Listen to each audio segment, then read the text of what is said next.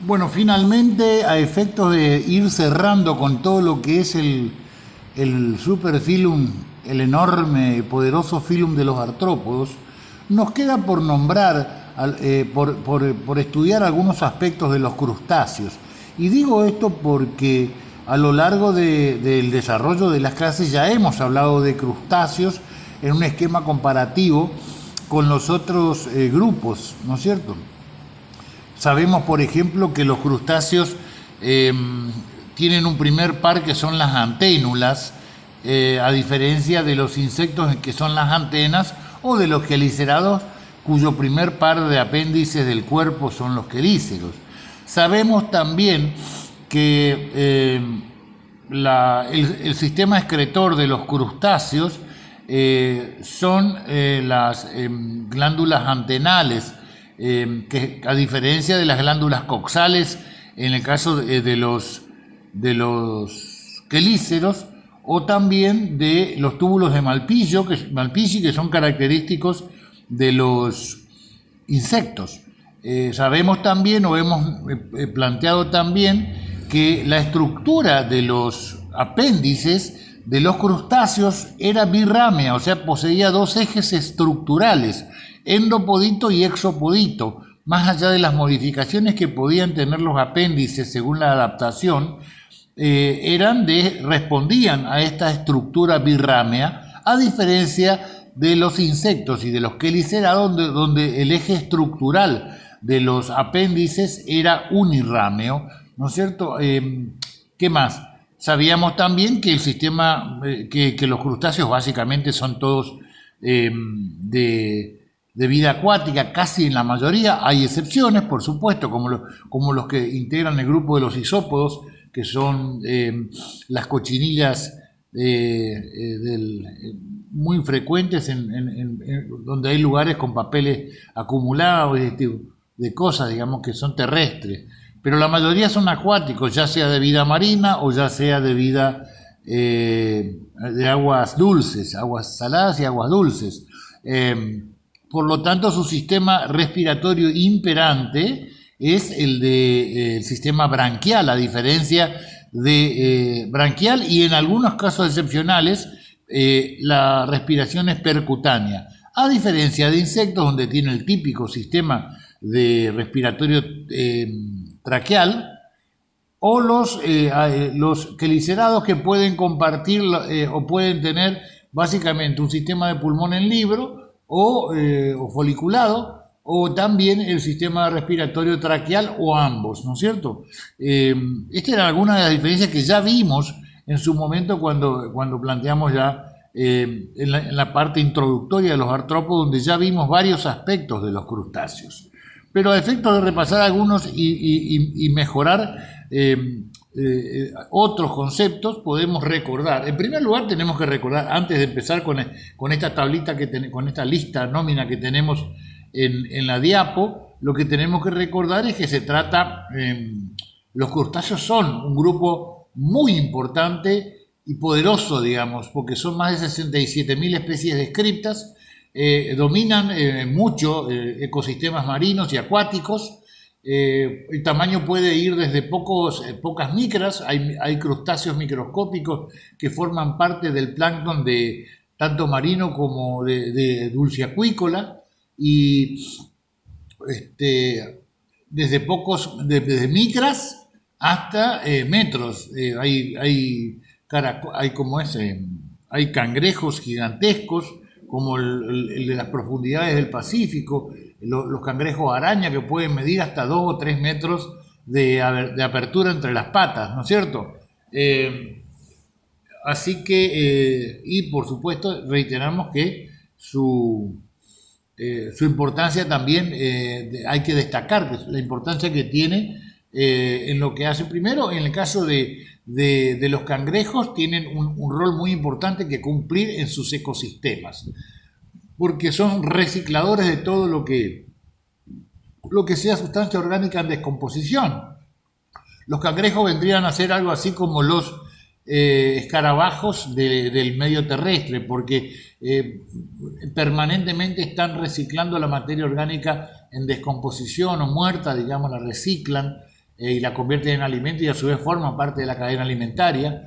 Los microcrustáceos que forman parte importante de la población del plancton y zooplancton de aguas marítimas y aguas continentales también son parte importante de la cadena alimentaria y también son parte de una gran industria y de un gran negocio que es el tema en el rubro de la alimentación, porque muchos de ellos constituyen reales manjares. Las langostas de mar, los langostinos, son realmente el origen o el eje de un enorme negocio que mueve enormes cantidades de dinero por año, digamos, en la industria pesquera sobre todo, y la industria todo lo que es la actividad gastronómica, turística y todo lo demás.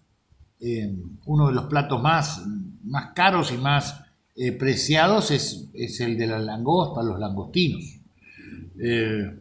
Bueno, esta es más o menos la idea de la importancia que tienen los crustáceos. Recordemos que tiene una cabeza formada por 5 segmentos fusionados, que a su vez están fusionados al otro segmento o tagma que es tórax. Por lo tanto, ya vamos a ver después con mejor en una gráfica mejor planteada, donde vamos a ver que cabeza y tórax se hayan unido formando un segmento o un tagma denominado cefalotórax. Hay 2 pares de antenas, son los únicos que poseen 2 pares de antenas. Y el primer par de antenas se denomina, porque son más pequeñas, anténulas. El segundo par son las antenas verdaderas. El primer par de anténulas, por lo general, tiene órganos quimioreceptores para ver temperatura, el sabor o el olor del agua en el que se están movilizando. En cambio, el segundo par de antenas, que es mucho más largo, tiene más que nada una función táctil que utiliza el crustáceo o el cangrejo o la langosta para ir en superficie, en ámbitos donde hay poca luz, como es el fondo de las aguas, ir haciendo un mapeo táctil, digamos, ir palpando su camino, ¿no es cierto? Lo que también llama la atención es la presencia de los siguientes 3 pares de apéndices, ¿no es cierto? Después de antena y anténulas, viene el tercero, el cuarto y el quinto par de apéndices que están transformados o sumamente modificados y adaptados para la masticación y para la manipulación del alimento, ¿no es cierto? Y después vienen los pares de patas andadoras, como vamos a ver en algunos gráficos. Poseen ojos compuestos, muchos de ellos poseen ojos compuestos también facetados.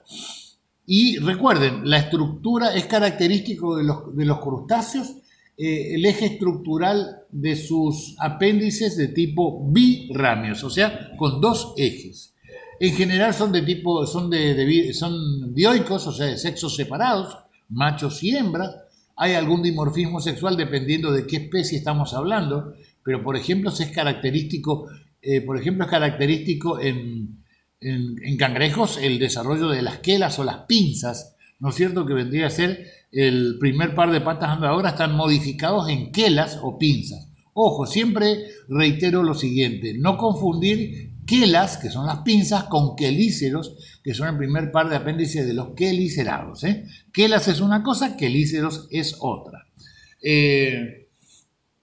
Bueno, en el caso hablábamos de dimorfismo sexual, en los machos las quelas o las pinzas suelen estar mucho más desarrolladas, ¿no es cierto?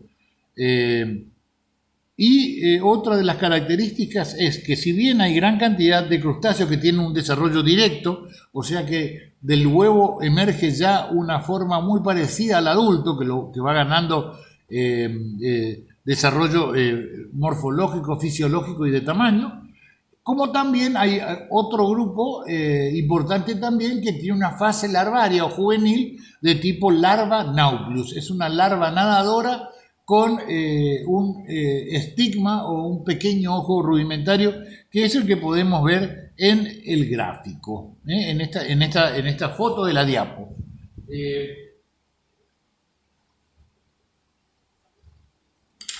Continuemos entonces, estas son algunas de las generalidades.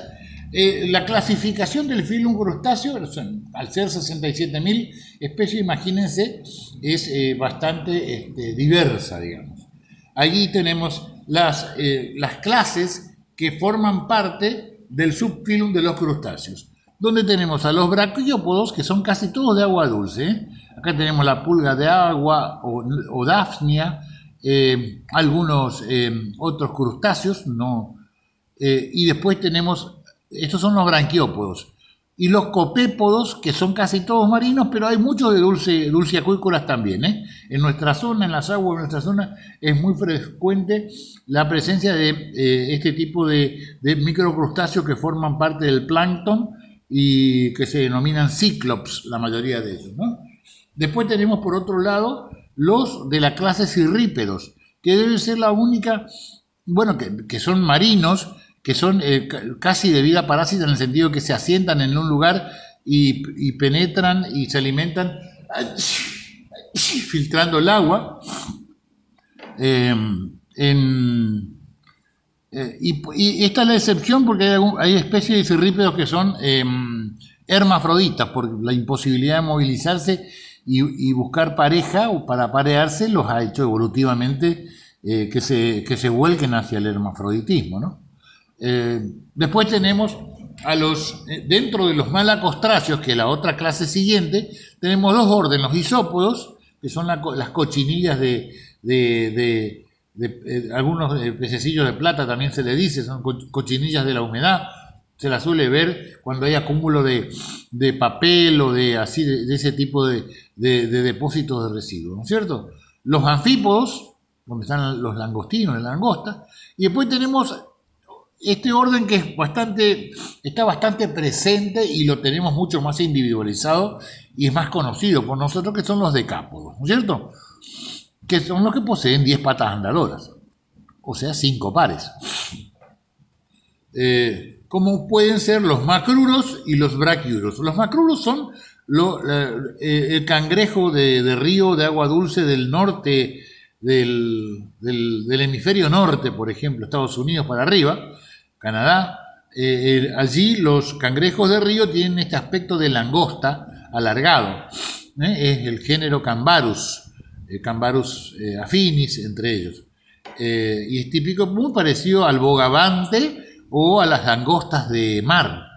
Tienen este aspecto. En cambio, en nuestra zona, por lo general, nosotros conocemos al suborden de los braquiuros, o sea, cangrejos tipo cáncer o cangrejos tipo potamón, que tienen, que lo que nosotros podemos ver a simple vista es el cefalotórax. Y vemos que el abdomen, que sería esta parte, este es el cefalotórax del Cambarus. Y estos son los segmentos abdominales. En el caso de los brachiurus, lo que vemos nosotros desde arriba es nada más que el cefalotórax, cabeza y tórax, sumamente fusionados bajo una caparazón muy dura, con mucha inclusión calcárea, ¿no es cierto? Y el abdomen está totalmente plegado y pegado a la cara interna, a la cara ventral, perdón, de este cefalotórax. Uno al dar vuelta un cangrejo ve los segmentos abdominales que tiene el abdomen tiene casi una forma triangular que se pega y que se dobla fuertemente sobre la cara ventral del cefalotórax. Acá podemos ver algunos de sus segmentos, ¿no es cierto? Vemos que el primer par, fíjense, este es el primer par, 1, 2, que son las anténulas. Pero fíjense que en las anténulas ya podemos ver la estructura de tipo birramia. Ven que hay está formado por dos ejes estructurales, cada una de las anténulas. Bueno, lo mismo se repite en cada uno de los siguientes apéndices. Y vean que el segundo par, que es mucho más largo, son las antenas, y los subsiguientes son órganos, apéndices adaptados para la masticación y manipulación del alimento. Después tenemos las quelas, que son muy grandes, tienen forma de pinza, y que es el primer par de patas andadoras, seguido de los 4 pares siguientes. Por eso se los agrupa como decápodos, porque tienen 10 pares de patas andadoras. Y bueno, finalmente tenemos las patas nadadoras, los apéndices de las patas nadadoras que están ubicados en los segmentos abdominales. Entonces tenemos cefalotórax y abdomen. Y finalmente estas paletas que ven en la parte terminal se denominan urópodos y son también apéndices modificados que en forma aplanada, chata, tienen forma de paleta o de raqueta, ¿no es cierto?, destinado para poder impulsarse y nadar. Acá en el número 22 pueden ver el ano, son de tubo digestivo completo, obviamente, como se imaginarán. Acá vemos lo que es la estructura interna del interior de la anatomía de un cangrejo cambarus, ¿no es cierto?, o un bogavante, podría tratarse. Fíjense el primer par de antenas con los dos, la estructura birramia característica, el segundo par mucho más largo porque con esto va contactando y haciendo un mapeo táctil o por palpación del medio en el que se mueve. Y fíjense, las patas nadadoras pueden mostrar claramente el tipo de estructura birrámea de los apéndices. Acá en el interior lo que vemos es un sistema digestivo completo, con boca, que es acá en la parte en el 19, y ano en el 29. El tubo digestivo que está en rojo es completo. Es muy característica la presencia en el interior del estómago de una estructura asociada o adaptada para la digestión de los alimentos que se llama molinillo gástrico. El sistema circulatorio es abierto o lacunar y podemos ver un corazón dorsal que tiene dos aurículas que se conecta con un vaso anterior, dorsal anterior y dorsal posterior, ¿no es cierto? Y las branquias que suelen estar ubicadas en el costado del cefalotórax, del tacma cefalotórax. Ahora, si me permiten, vamos a ir a estas otras diapos o imágenes que tenemos. Bueno, acá podemos ver las imágenes típicas de distintas variedades de crustáceos. Acá en el medio, imponiéndose sobre el resto de las imágenes, podemos ver al enorme cangrejo araña, que les decía, tiene 2 a 3 metros con las patas abiertas, digamos, que es frecuente, no es muy frecuente, pero se lo halla sobre todo en los mares muy profundos de la zona de Japón, del mar Pacífico, en el área de las islas que forman el archipiélago de Japón. Acá vemos un típico cangrejo buey, le dicen, que es el tipo potamón que estamos acostumbrados a ver nosotros. Acá hay algunos copépodos microcrustáceos, langostinos, y esto que ven acá, que lo vamos a ver mejor creo que en otro gráfico, es el conocido, famoso, característico, muy pintoresco, cangrejo ermitaño, que es una variedad de crustáceos, de cangrejo muy particular, porque tiene la característica de no tener un exoesqueleto duro, como tiene el resto, que son con sales donde se asocia la estructura de quitina y del exoesqueleto con grandes depósitos de calcáreos que le dan dureza a su exoesqueleto. En cambio, el exoesqueleto del ermitaño es sumamente blando y muy vulnerable. Entonces, ¿qué hace para compensar esta situación el cangrejo ermitaño? Busca sobre todo conchas de gasterópodos abandonadas, muertos, y los utiliza como exoesqueleto, se mete dentro de ellos y se mueve con eso. A veces es un problema ecológico muy fuerte porque en playas que están muy contaminadas por botellas, recipientes,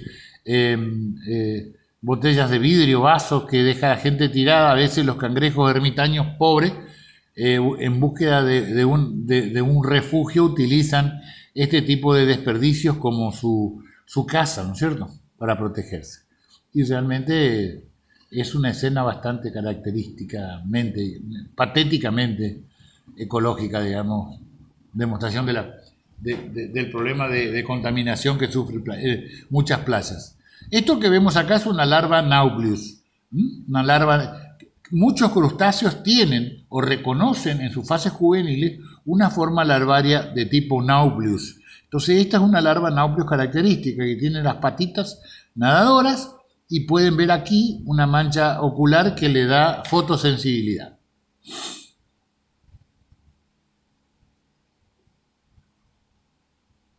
Acá podemos ver, repasar algún concepto de lo que vimos. Los tacmas que componen el cuerpo de los crustáceos es el cefalotórax, o cefalón acá dice, el cefalón y el tórax que están fusionados en muchos casos formando el cefalotórax.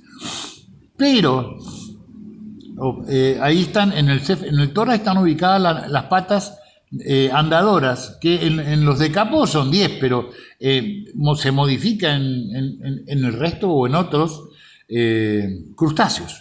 El cefalotórax puede o no estar fusionado, en el caso de los decapos sí está fusionado, en el caso de los langostinos, langostas por ahí varía un poco, igual que en otros crustáceos.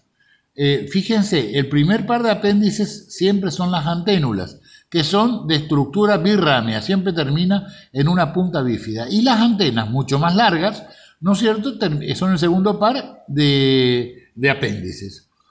Fíjense, los tres primeros, esto es la cabeza, este es el ojo, en este esquema, en este dibujo esquemático, y podemos ver que los tres primeros, los tres subsiguientes, o sea, el tercero, cuarto y quinto par de apéndices del cuerpo están modificados en órganos masticatorios o para la manipulación del alimento. Así tenemos el primer par que son mandíbulas, el segundo son maxílulas y el tercer par son maxilas. Luego vienen las patas andadoras y luego vienen los pereiópodos, aquí está el nombre, pereiópodos. Y los apéndices de los segmentos abdominales se denominan pleópodos y son típicamente birrámeos, igual que el urópodo. Fíjense, ¿por qué hablamos de pleópodos y pereiópodos? Porque en muchos casos también es válido que el cefalotórax se denomine pereión. Entonces, los apéndices que corresponden al pereión o cefalotórax se denominan pereiópodos. Y el abdomen, se reemplaza el nombre del abdomen, la denominación, por pleón. Entonces, los apéndices que están en el tacma del pleón se llaman pleópodos. Vamos a ir un poquito más abajo y vamos a ver acá a los decápodos, que son casi los más característicos o los más conocidos, por lo menos, de los crustáceos.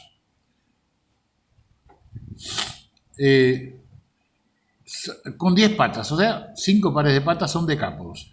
Están los que tienen sin pinza, como la langosta, los que tienen pinzas, como el bogavante, que es una especie de cangrejo de mar, alargado, langosta de mar, parecido a la langosta de mar, la cigala, langostinos, gambas, y el cangrejo de río, que es muy parecido al bogavante, como les decía.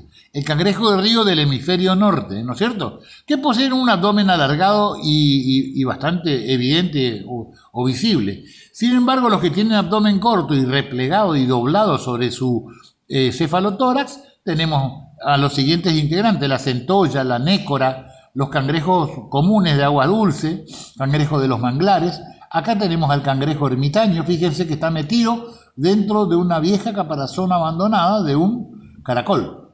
Y bueno, el buey de mar, entre otros. Estas poseen abdomen corto. Otros crustáceos, como habíamos nombrado, son los isópodos, que son las cochinillas de plata o de la humedad, ¿no es cierto? Los anfípodos, los cladóceros, que son las pulgas de agua que hablábamos, los hipocláridos, el más conocido por todos es la galera, marino, y entre las formas marinas están los cirrípedos, que son absolutamente, están fijados a un sustrato y no se mueven nunca, ¿bien? Ahí tenemos a los percebes y bellotas de mar. Los percebes suelen ser terribles a la hora de penetrar estructuras marinas, casco de los barcos, se los suele ver en el